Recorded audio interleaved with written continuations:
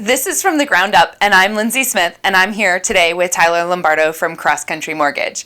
And I'm really excited to sit here with Tyler and kind of just talk about where he came from and where he is today, and for you guys to hear that story. Because as realtors, we really, for so long in any sales business, not just in the real estate world, we think that it sounds a lot easier than it is, and we think so many times that there's a secret sauce to doing this and to being really successful.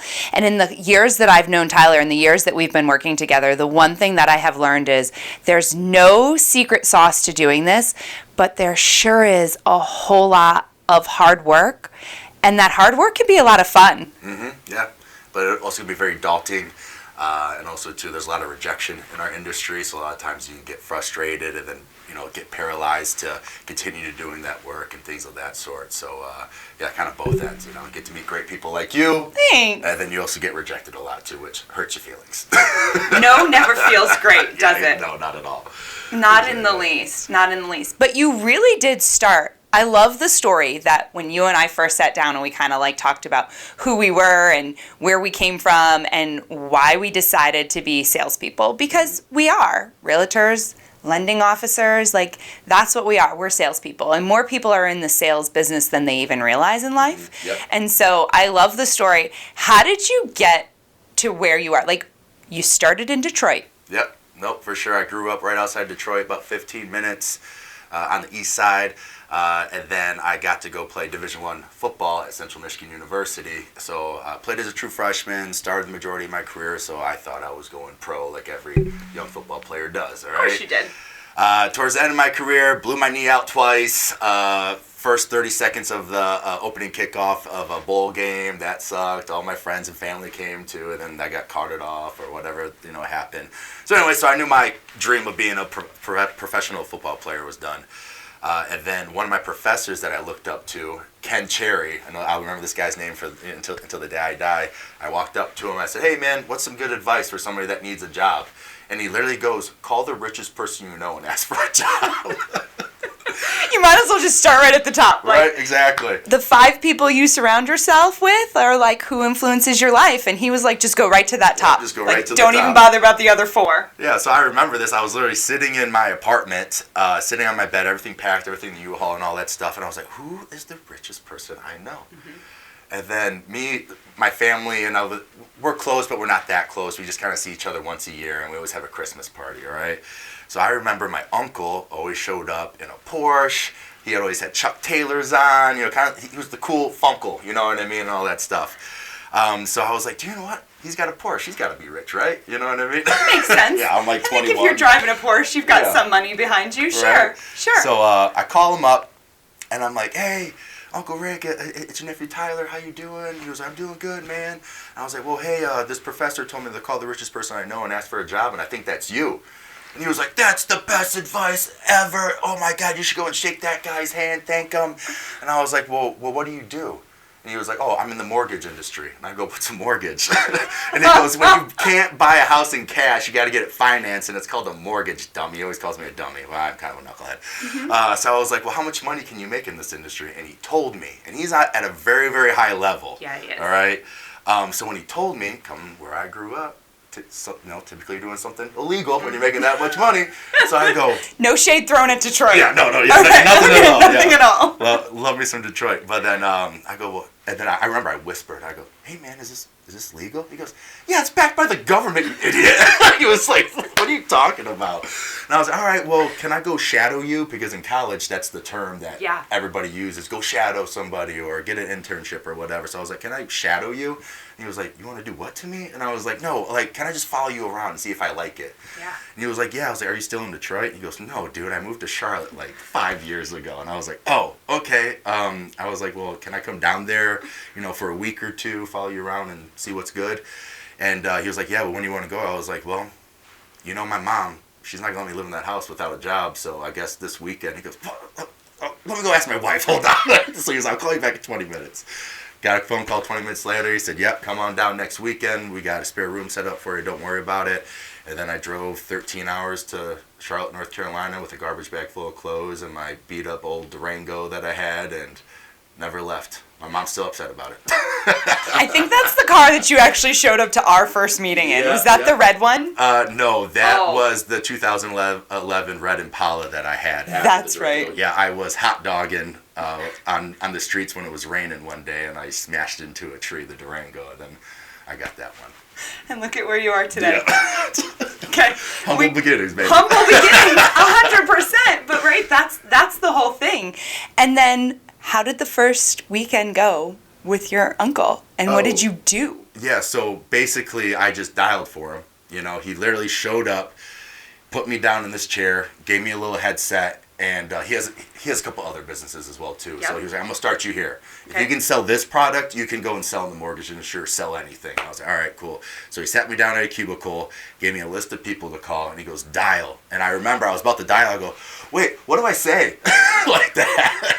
And he was like, "Just say your boss is super wealthy, and if you follow him and you follow his plan, he'll make you a ton of money and help you accumulate wealth." So I was just cold calling loan officers and real estate agents. It's a coaching company. Yep. Just saying that. People were hanging up on me, cussing me out. Like, what? And I knew nothing about the product. Like, well, how is he going to help me make money? How is he going to do this? I didn't know. I didn't ask that questions.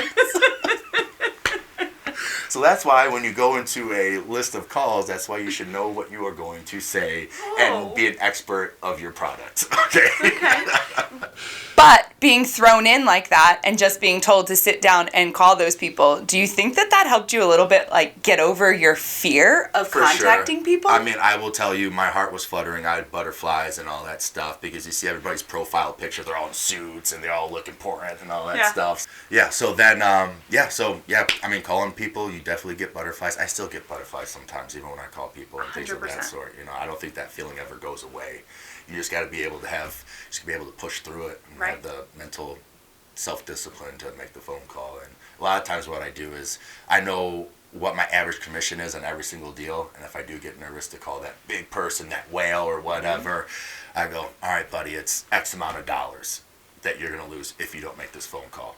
And then I always am able. Or right now we're going through like reverent fear.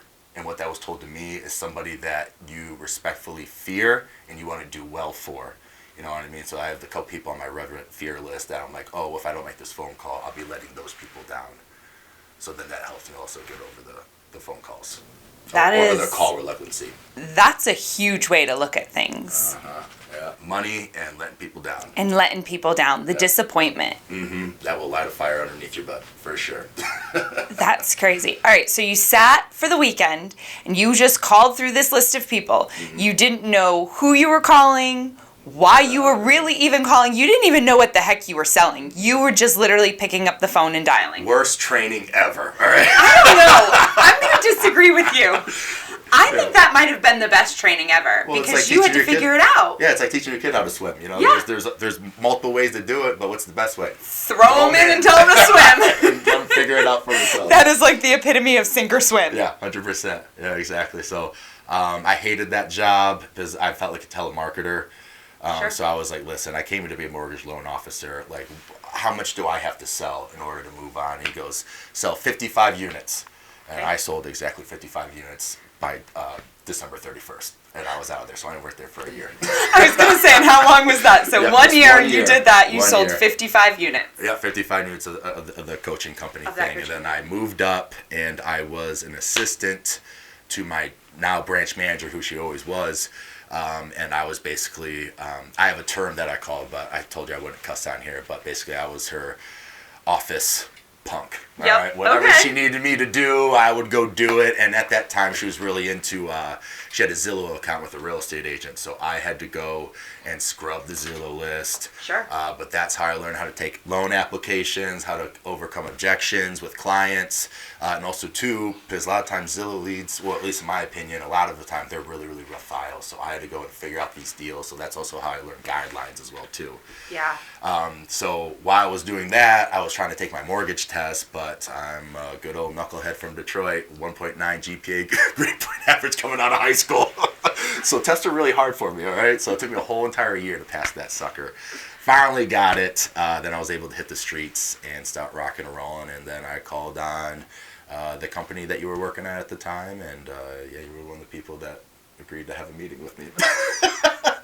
Well, actually, it was one of the agents that I worked with already told me about you, and they were like, oh man, she's going to be something great. She's going to be an up-and-comer. I can tell. And I was, all right, well, hey, can you do a buddy lunch with me? And that's another tactic that I use as well, too, to get appointments, things of that sort. And I stood him up.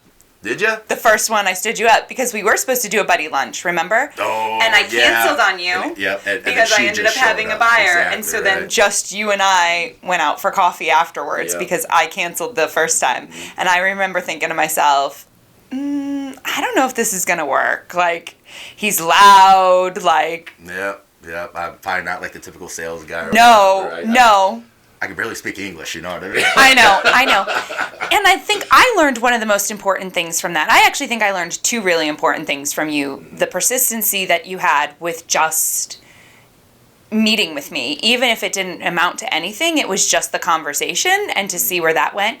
And two, for me, it opened up, you've got to be open-minded to have some of these conversations because you never know where life is going to take you. You really don't. And I think that was the biggest thing for me is somebody said, well, just go and be open-minded and see what he has to say. Like, it doesn't hurt to just get to know somebody in this industry and network. And I was like, okay, I'll go and do that. And then that's where it started. So you started from cold calling. Yeah. Then you went, and it took a year for you to get your mortgage license. Yeah, exactly. So, but that was a good part because I got to learn the business so that I became an expert when I did hit the streets and I knew what the heck I was talking about. Right. Yeah. So that was really important. Yeah. What was the very next thing that you did after you got that license, besides call me? Open houses. I mean, I think that's, so like, you know, I have a sports background, so when you have a bad game or whatever, what does the coach typically do? The next day you go back over fundamentals. You know, even at a D1 level, if we get our butts kicked in a game, he was like, apparently you guys don't know how to play football, so we're just going to relearn everything. But also, too, I think that's very valuable because sometimes your technique isn't as sharp as it needs to be. You know, even like later on in the year, you're tired, you get a little sloppy and things of that sort. So I think you got to revisit those things quite a bit. And, in the little email you sent me about the pivotal moment of, you know, how your business grew or whatever you told me to say. It was last year at Thanksgiving, 2021, we all made so much money. It's an amazing year. Everybody's career blew up. Yeah. We were all superstars, all that stuff. Yeah. And then the second half of 2022 happened, and that's when rates jumped up like mad, and everybody just stopped buying, stopped refinancing, stopped everything. And then from 2022 to the end of 2023, my business dropped 50% from 2021. All right. I did not feel good about myself. That surprises me because I know how hard you work and I know how routine you have set yourself up. So I got comfortable. Oh. That's what it was. I got comfortable. Okay. Well, because you didn't have to sell during those years. No, we were so much in the lead receiving business in 2020 and 2021. I was pushing paper. 100%. I remember we all were. Feet up on the table, right? Just picking up the phone. Oh yeah, 2.5%. There you go, bud. Oh, you want to refinance? Oh, you're saving $300 per month or whatever it was, or even thousands. Some people, right? Yeah. And so you didn't have to do anything, and then what happened is that your sales techniques or fundamentals, whatever, they got dull. So then when you did have to go and actually sell a client or whatever, I was rusty. You're right. You know what I mean? So I was making the phone calls, I was doing the work, I was not saying the right thing, and I was not calling on the right people. That's the two biggest things that I switched from November 2023 until the end of this year. All right, so you got comfortable. You saw a big dip in your business, and I know how uncomfortable that made you. Yeah, and also too, I like to have fun, all right? I know. I like my Miller Lights, I like my vacations, I like all that stuff, right. And when you're not bringing in the dough, you're not going to be having a good time, you know what I mean? And also, like, you have these big, well, at least I do, I have these, like, savings goals with the stock market and all this other stuff, and I was hitting none of my goals, and it made me feel really bad about myself or insecure or whatever, you know what I mean? Have you always been that goal-driven, or do you think that's something... Well, I think it started with sports. It wasn't something that I was like, oh, I'm going to set these goals. It was always a coach. Hey, you got to implement goals in your life and things of that sort. And then they would have checkpoints throughout the season to make sure that you're hitting those set goals and whatever they were. You know what I mean? So it was instilled into me, I guess. Right. Yeah. A lot of things that I do and a lot of things I believe in and all that stuff is from people that I allowed to have an authority in my life. You know what I mean? So I didn't come up with any of this stuff that I'm talking about. I think just somebody that I believed I should listen to. I qualified them in some sorts of way, because also too, a lot of times people will give advice that they have no business giving.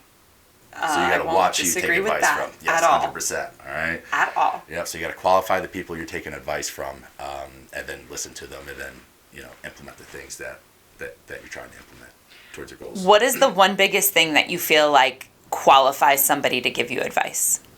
Like maybe you have this mental checklist, and so maybe you don't want to tell me, but No, what do you it's think? so simple. What is it? Show me that tax return, baby. Show me that bank account. All right. I want to see millions in it. I want to see $1 million on that tax return. Okay.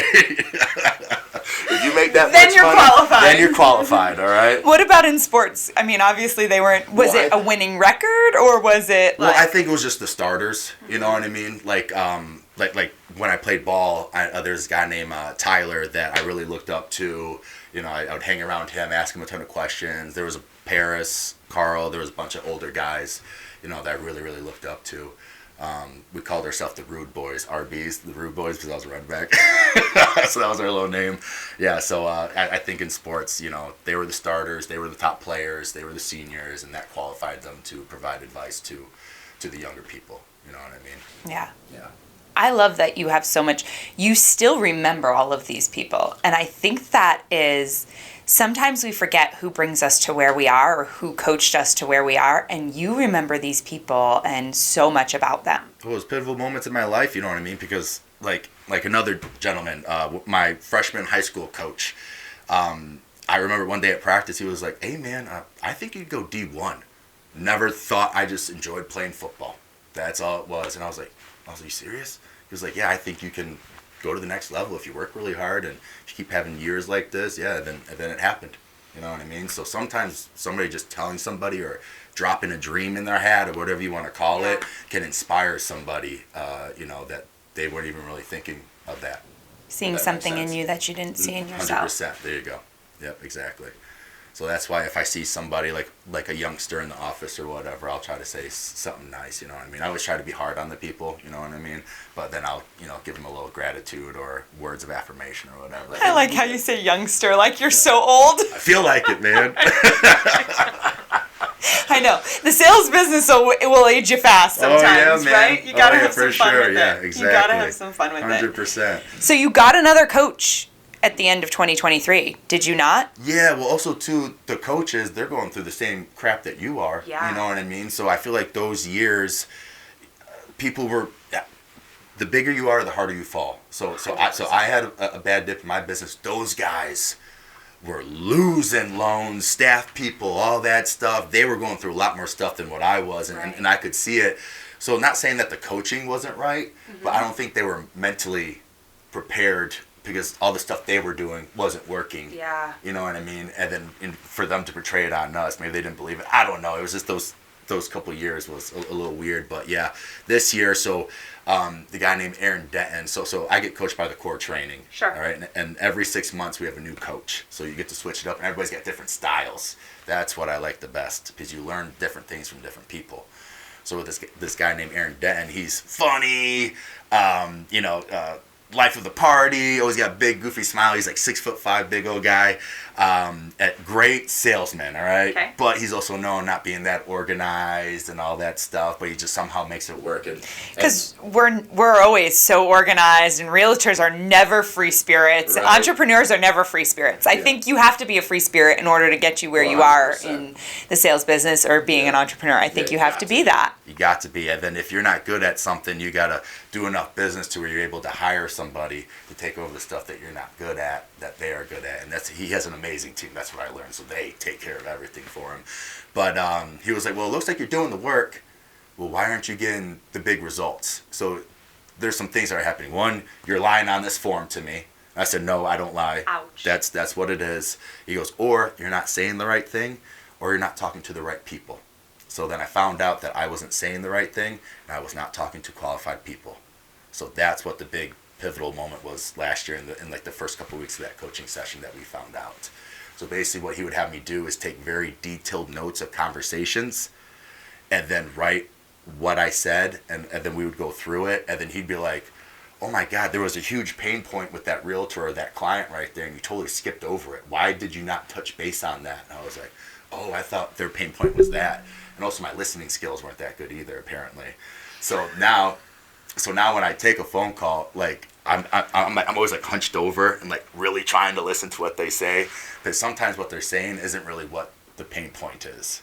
And that's why you got to go and listen and ask a ton of questions based off that. It gets a little annoying. You ask why a bunch of times. Why do you feel that way?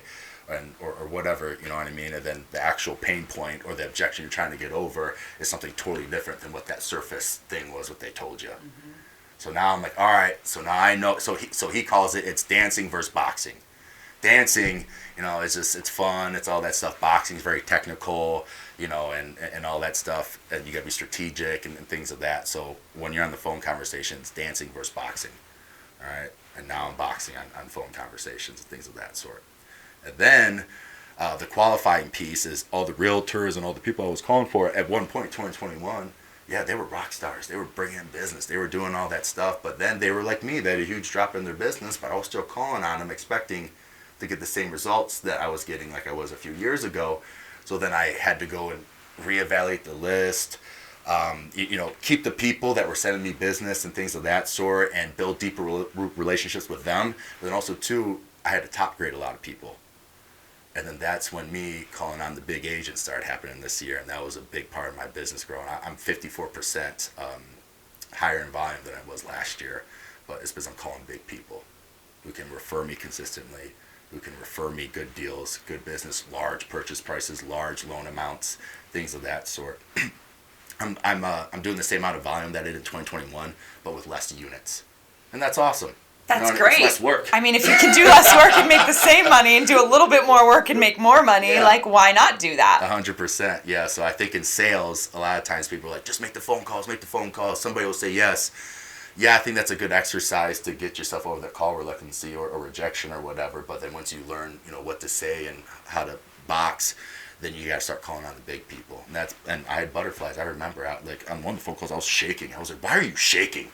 You are a wimp right now. What are you doing? And then that's where it came in early in the conversation where we were talking about, hey, my average commission is this. If I get at least 4 deals out of this cat, then it's X amount of dollars, so make the phone call. Or if that's still not helping me, then I'll be, all right, well, my assistant and my other staff that I have and all that stuff, if I don't make this phone call, they could lose their job because if I'm not meeting my company's matrix to have the amount of staff that I have, they're going to make me lay them off, and that's not cool.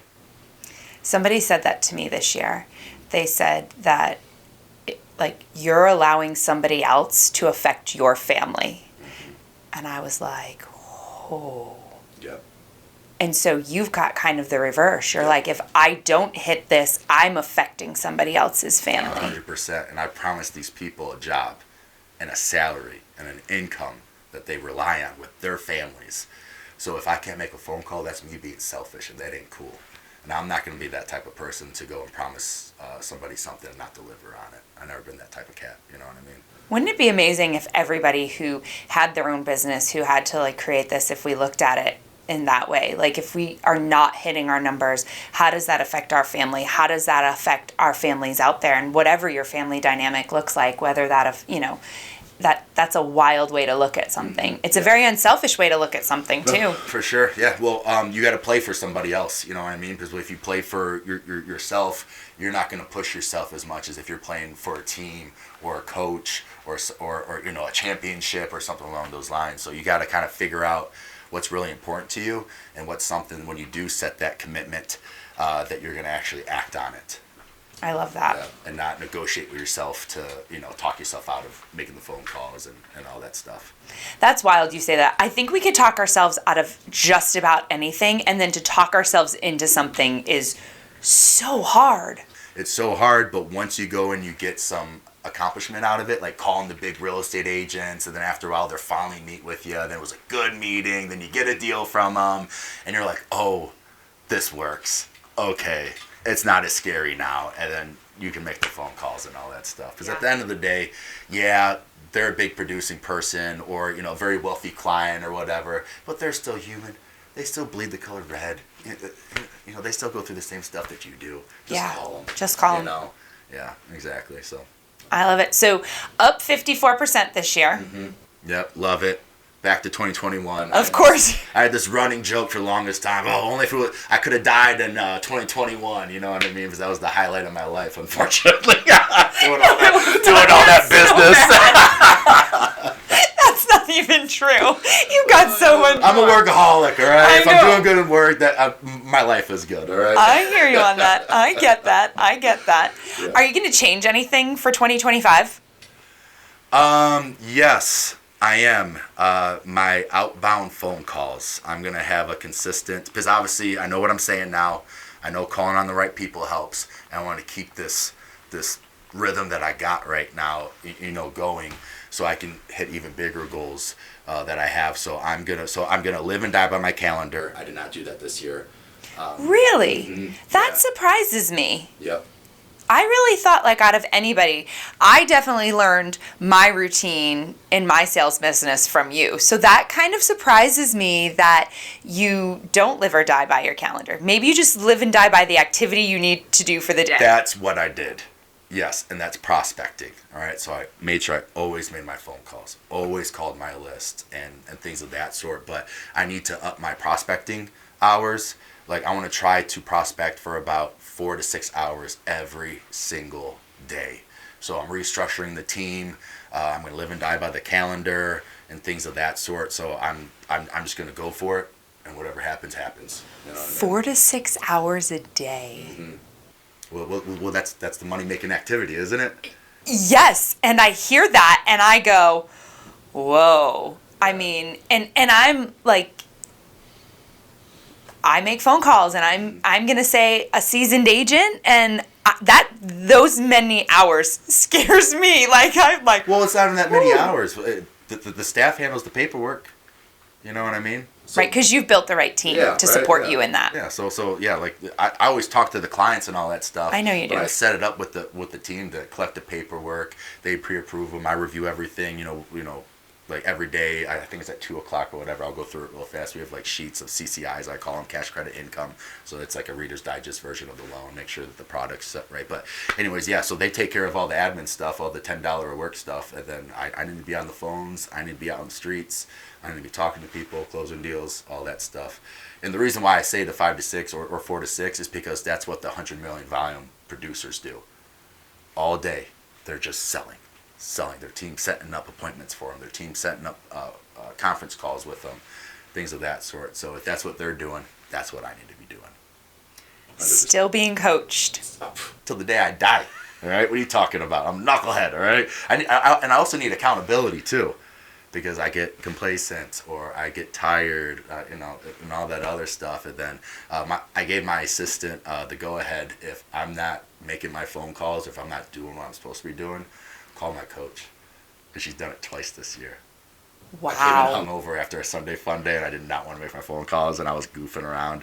And she called him. He cussed me out, reminded me of Revenant Fear, all that. You're letting your assistant down. You're letting your team down. All that stuff. And I made those phone calls afterwards. I felt like a little kid that just got whipped by his father. You really did.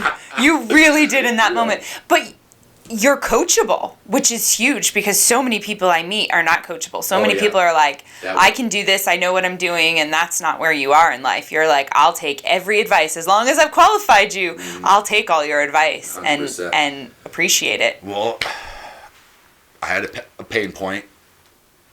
I decided I was going to change, and I grew, and now I got this burning desire to win. Like I want to be the first. I'm going to take off the first person that's the lead at our branch. I'm going to beat her, and then I'm going to start going. I like her too. I know who she is. Cool. I really like her too. She's fun, but also too, she's like that too. She's competitive. So I know. If I go and I'm up on her, butt, close in volume, all that stuff, she's going to be working harder.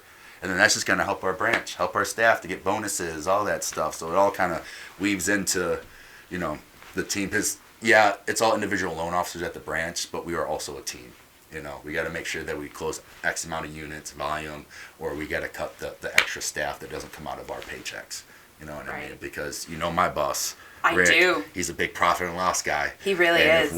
If we ain't black, We're getting You're yelled done. at. Yep. I we know. gotta lay people off. And It's I've not been fun. there when he's yelled before. Yeah, it's not cool. And everybody has such a high level of respect because what he said to you, he really wants you to be wealthy. Like, he really does believe in that. And I think that even though he might be screaming at you, you know that it's because he wants you to have this big life and leave this huge legacy and have fun and have these goals. 100%. But you're right. Some people take it the wrong way. Well, Some of people are course. like, or just like anybody in general, like, why did they yell at me? Da da da da. I had a football coach when I was young. He told me this one thing, and it stuck with me. He goes, if I ever stop yelling at you, that means I've given up on you. And I don't care how you do. Quote unquote with the M. Oh my goodness. So I take it if somebody's taking the time to criticize me, like constructive criticism, better me. I mean, if they're just yelling at me to yell at me, that's a different story. But if you're giving me good advice to implement to my business or kicking my butt when I'm hungover from a Sunday, you know what I mean? To do what you got to do, you got goals and all that stuff. I give you the authority to do that. That's big. Yeah. Well, I want to be better. I want to be good. You know, Yeah. I want to be great. You know what I mean? And anybody in our industry can, you know what I mean? It's just they got to do the work and just do the same things, learn what to say, and start making phone calls to big people that consistently refer you good deals. Would you ever be a coach yourself? In sports or in our industry? Not in sports. I don't got the patience for it. And also, I want to work too. And practices in high school start at like 3 or something. Yeah, like that. 2:30. Yeah, I'm not doing that. Yeah. But maybe business, once I feel like I earned the right to, I would. All right? Because the guys that are coaching me, they all do 80 to 100 million in volume, you know what I mean? So I got to get to that point first before I would even ever think of that. I think it's paying your dues and earning the right to coach. And also, too, I think there's sometimes other people out here, too, that have no business coaching, that don't put up the big numbers and all that stuff. You know what I mean? So when I look up people and they're like, oh, I'm coaching now, da da da, I'm like, oh. Like, no. This is not you your need idea. to be coached. Find yourself a coach first. Yeah, Find right. yourself Exactly. a coach first. 100%. Are you ever interested in realtors if they reach out to you and they just kind of want to like sit with you on phone calls? Like, we used to sit together and make phone calls Nobody a lot. ever. See, that's why I loved working with you, because you had before you went to retirement, as I call it. I didn't retire. Yeah. I'm still technically selling, just not. Yeah, just doing different things in life in real slinging estate. 15 deals per year together, all that stuff. Easily, yeah. Oh man, the good old days. You telling me to grab the bull by the horn and just get it done. I would get a lead from her and be like, just make it happen. I'm like, I don't know, man. I don't know if I'm able to get this one done. They're like, you got it. I believe in you. Oh my gosh, I forgot I told you to just grab the bull by the horn. You yelled it at me too. I really did. I was so mad. I was like, okay. Listen, I don't think I have ever, like, I hear people say some things and I'm like, I think it's time for you to find somebody who is going to match you in what you want for your people. And I don't know that anybody could ever say, and I say this, and don't think that this is always going to happen, but together we have really, for our clients, done some amazing things. We've had 3 appraisals thrown out when both you and I know that they were so wrong. And on the last one, I didn't even have to call you to say, get that thing thrown out. You were literally like, that is so bad. Don't even call. Like, you texted me. You were like, don't even call me to have me throw it out. I'm already working on it for you. And so I remember for your birthday that one year, I got you the bottle engraved that says, go grab the bull by the horn. Yeah, the decanter and the glasses, I still use that. Heck yeah. And I always laugh. I always snicker when I look at it. Like Lindsay. But in a market where, because it was before 2020 when everything was really easy and interest rates were really low, we didn't have to be creative and we didn't have to fight for anything. Everybody qualified for everything. And Everything. mortgage guidelines were so loose back then. I remember know. it. They're like, all this stuff. I'm like, they're getting rid of that? I'm like, oh my gosh, yeah. But loans have definitely got more strict. Right. There's a lot more guidelines. There's a lot more delinquencies on mortgages right now and all that stuff. So getting a mortgage is tough right now. And you got to be creative. There's a couple youngsters in the office that are struggling and things of that sort. It's just because they don't know how to be creative, think outside the box, and put a file together. Because at the end of the day, a loan officer is basically like an attorney. Like, we can go and present a case to an underwriter, and you got to be able to sell the underwriter on it. Or maybe just my company. I don't know. But there's a lot of times when I get Save-A deals, I look at it, I'm like, okay, well, there's the guideline. That's where that guy messed up at. And I was like, all right, well, I got to put together a really good story since I know the issue, it's not going to be a surprise. I got to put a really good case together for, why this person's going to pay the mortgage back in 30 years. You know what I mean? I don't think a lot of loan officers know how to do that or aren't willing to fight for it. I think that's the key, are not willing to fight for it. Yeah. Like, when I said go grab the bull by the horns, you were like, okay, right, I'm going to go make a couple phone calls. Like, I could hear, like, the... No, it was a pre-approval. It was a pre-approval, and they wanted to put an offer on the house. I was like, don't do it. You're like, I'm doing it. Figure it out. And I was like, all right. And we did. We got it done. We did. Yeah. We didn't lose a single deal ever because we were both so determined to make it happen. Well, and then it's earlier what I said, too. I'm one of those people. If I say I'm going to freaking do something, we're going to do it. If you get my pre-approval letter, that bad boy's closing. All right? Amen to that. I believe that. There may be a hiccup or two, but it's going to close. I believe that. All right, I'm going to say that you're qualified to give advice because although I haven't seen your tax statements recently, because I did help you buy your house, although I haven't seen it recently, if you're up, I kind of know where you're at. Yeah. What advice would you give a realtor sitting in this chair across from you today? We're sitting, we're having coffee. What's the scenario? Yeah. Oh, okay, you're about to tell me. I'm going to tell you. We're sitting having coffee. Their business is down. They're not happy with where they're at. Okay. I would say make a list of all the richest people you know. It's as simple as that. Reach out to them. Tell them how important they are to you. And go from a student role. Because that's what I did when I was younger. Because everybody was better than me at that point. And say, hey, I know you're very successful in business or you're successful in whatever you do, blah, blah, blah. Can I take you out to lunch? Can I learn, your story and all that stuff and blah, blah, blah, blah, and build deep relationships with those people and consistently reach out to them throughout the year. Make sure you know their anniversary, their birthday, anything that's important to them whatsoever. Put in your CRM and make sure that, cards go out, birthday, anniversary gifts, all that stuff. And then also, too, there's actually a third thing that I did, too, from last year, is make sure you ask for business. A lot of times, I think salespeople, oh, no, I don't want to be a used car salesman. I don't want to ask. That's aggressive. Get such a bad name? I don't know. Well, I recently bought a new car, and I can But anyways, make sure you ask for the business. I'm telling you, I don't know the exact percentage of how much more leads I got this year than I did last year, but they're up significantly. It's because I'm asking for business every single time. I don't care anymore. I don't care. I know is if you send me your client, it's going to be better in my hands than anybody else's hands. All right? So I don't care. I'm doing you a favor. All right, at that point. So whatever way. And I always try to do a soft close too, like with realtors. Hey, who are you showing this week that doesn't have a pre-approval letter yet? Oh, yeah, I got somebody on Friday, actually. I don't know anything about him. Well, hey, I will go and I'll edify you, talk you up like you're, Jesus walking on water, all right?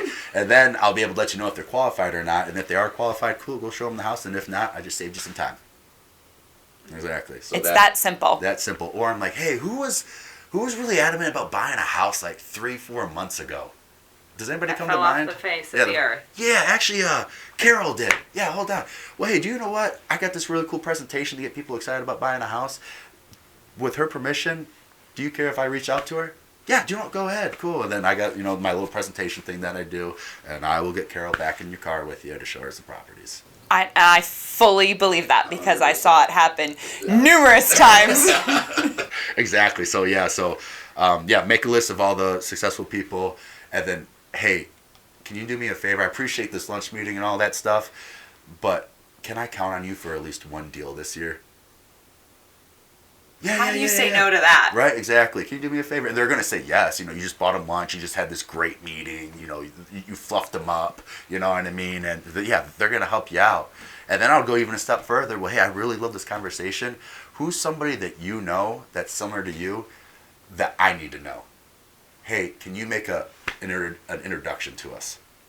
Because if your friend reaches out to you and say, hey, you got to meet my guy, Tyler, he's amazing, blah, blah, blah, and you truly trust your friend, you're going to meet with them 99% of the time. Right. You might cancel. Yeah, you might but cancel. Eventually. You got to be consistent and follow up with them to get that appointment. But just start building a network of successful people and surround yourself. You are who you eat with. You know what I mean? What's the old saying? If If you hang with dogs, you get fleas. If you hang with eagles, you're sore. Whatever they're all animal sayings. I know what you mean. Right? Exactly. So just get yourself in a higher tier group of friends. Easiest thing. And then ask for business. Who do you know? Every time. Hey, can I count on you on a deal? A lot of times with my realtors, I don't remember that, but I would see your guys' production, how many buy sides you did, and then I would say, hey, I saw you did X amount with your goal, and then off your goal, I would say, hey, can you promise me X amount of deals? You know, it would always be based off like, hey, can you promise me 4 deals? And they're like, only 4 deals? I go, yeah, 4 deals. That's all I expect out of you. Can you make that commitment? Yeah, I got you. They always say yes. And then you get the 4 deals, and then you start getting more. You know what I mean? Right, because you've proven yourself. And then you can go and do your business plan off that, so you know, hey, these people guaranteed X amount of deals to me, and then I should be at this number. And then, that's how you do it. It's called like reverse engineering, all that stuff. Yeah. You really have built yourself from the ground up, like seriously, as like with a lot of help. A lot of punk in Detroit. Yeah. I know we always throw shade like that. We always talk about that, but you really have built yourself from the ground up, and you've put people in your life that helped you build. You didn't do it by yourself. No. Well, they had something I wanted, so I was like, well, if they have it, and I hang out with them enough, I'll acquire it as well too, or at least come really, really close to it. You know, so that's what I always did. Yeah, football, friends, just anything. You know, if you see something you want, hang out with that person. Ask a lot of questions. Or the biggest thing I see a lot of salespeople don't do is they don't raise their hand and ask for help. That's the biggest thing. You know what I mean? So when I was having that bad of a year, I raised my hand and said, dude, I'm not happy where I'm at right now. You really need to help me out. And then that's when that coach did that. You know what I mean? Love it. So raise your hand and ask for help. Best advice. And call on rich people. Call on rich people. And qualify them to give. That's how you get the big purchase prices. That's a lot, though. It's amazing. Yeah, it's simple, though. I know. And we forget. It's hard and it's scary. That's what it is. We make it hard. Yeah. Because it's just in your head. You think that person's not going to want to give you the time of day or anything of that sort. But what I've learned is that successful people appreciate hustle.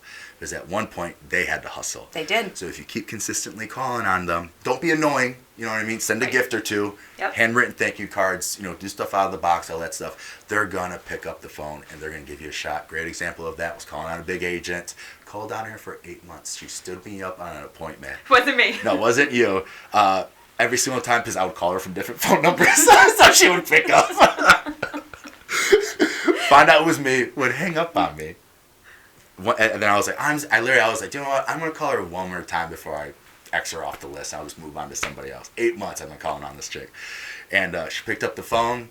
She goes, all right, I'm going to give you a shot. I need to save a deal, and I need it done in a couple weeks. Are you able to do it? I go, well, I'm not going to promise. I got to see the file, but once I get the file, I'll let you know.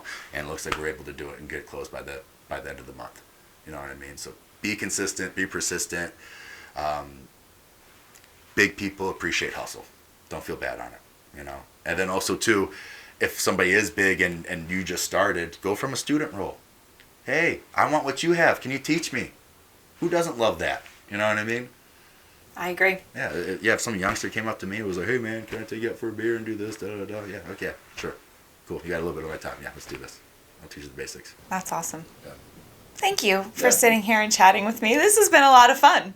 Has it? Me too, yeah, exactly. I mean, I enjoyed it. Hopefully you guys got a lot of good stuff out of it. I don't know, but yeah, that's what helped me this year. But no, I appreciate me too. Like, what's that? It's just it's always a good mental reset for me. Right? 100%. Do the fundamentals. It works. But no, I appreciate you, Lindsay. I'm so grateful for you going to that lunch with me. You know, years ago, we did a lot of business with each other. And also, too, I just enjoy you, your family, and everybody. You guys are just good people. You know, you guys got a good heart and all that stuff. We try.